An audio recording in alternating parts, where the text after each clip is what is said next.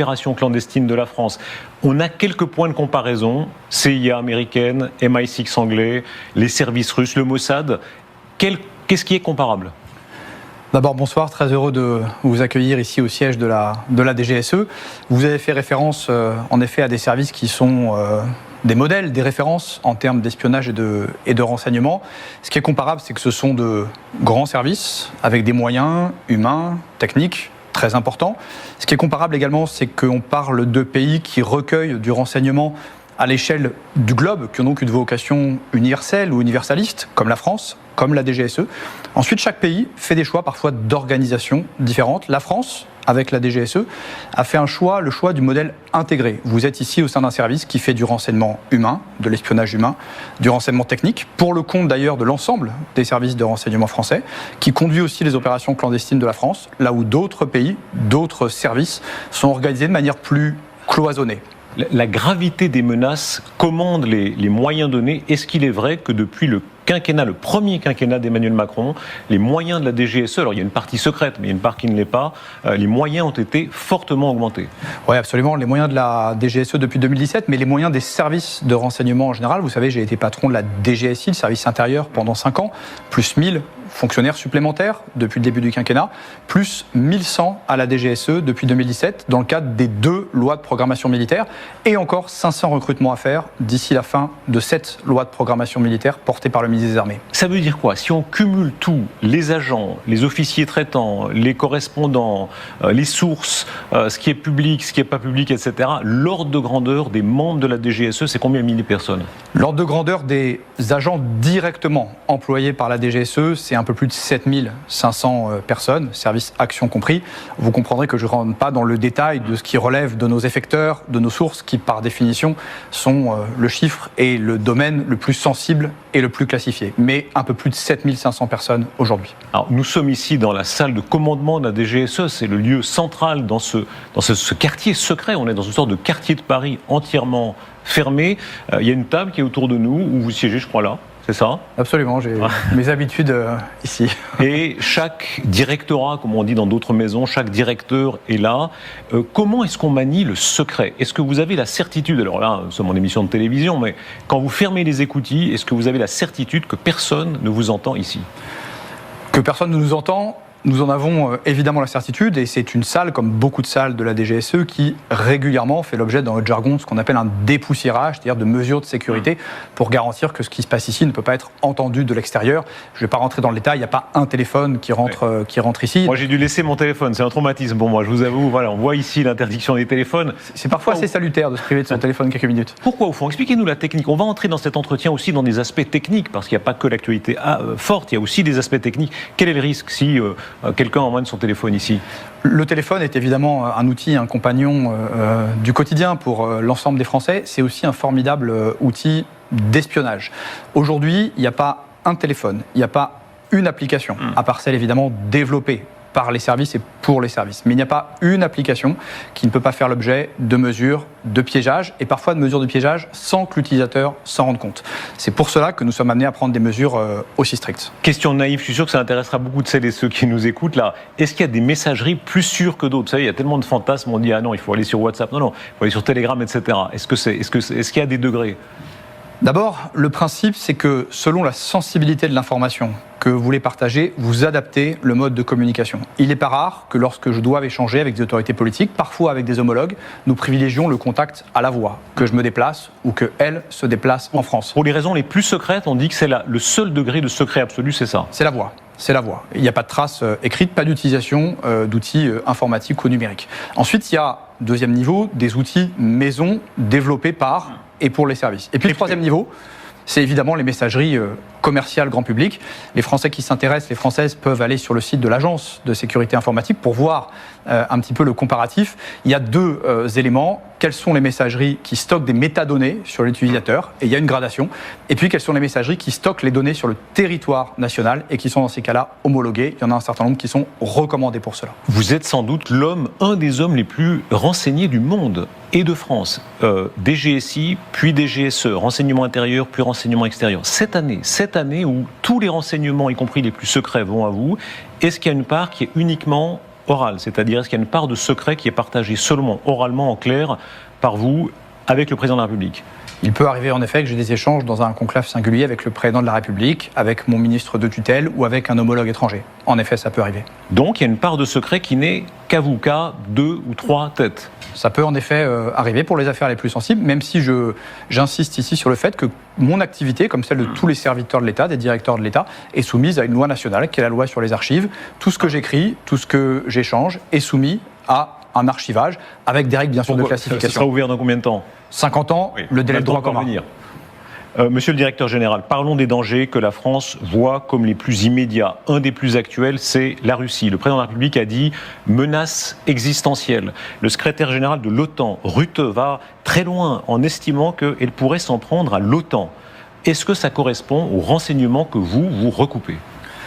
Je crois que tant le président de la République que le secrétaire général de l'OTAN hier ont eu raison d'insister sur le fait que la Russie pose une menace existentielle à moyen et long terme pour l'Europe, pour nos démocraties, pour nos valeurs.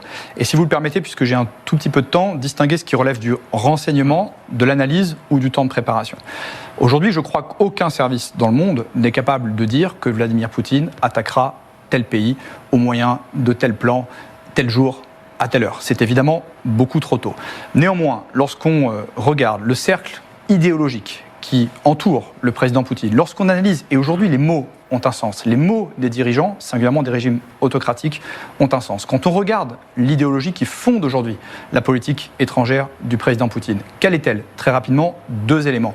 1, le sentiment d'être assiégé, d'être menacé par l'essor des démocraties assez franche, ce qui fonde une intervention de la Russie pour réduire ce danger, pour traiter ces dangers. Une intervention qui est aujourd'hui dans le champ inframilitaire, mais qui pourrait un jour relever du champ militaire. Est-ce que vous entendez en clair une forme de discours sur la guerre préventive ? Est-ce qu'ils sont en train par avance de justifier une éventuelle offensive ? En tout cas, le terrain idéologique, en effet, en assumant aujourd'hui que la Russie est menacée par l'essor des démocraties à ses portes et à ses frontières, pose les bases de ce qui, potentiellement un jour, serait une intervention militaire.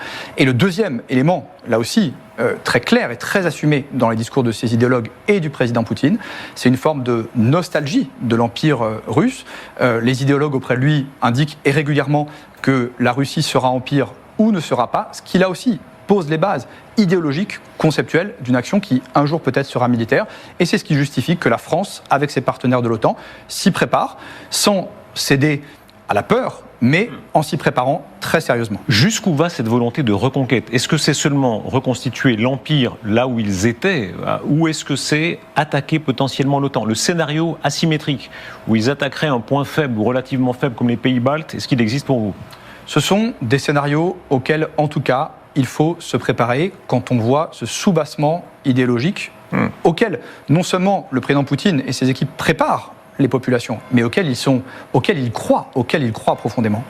Avez-vous des indices que les services russes tentent d'interférer dans la politique française, par exemple dans les prochaines échéances électorales ?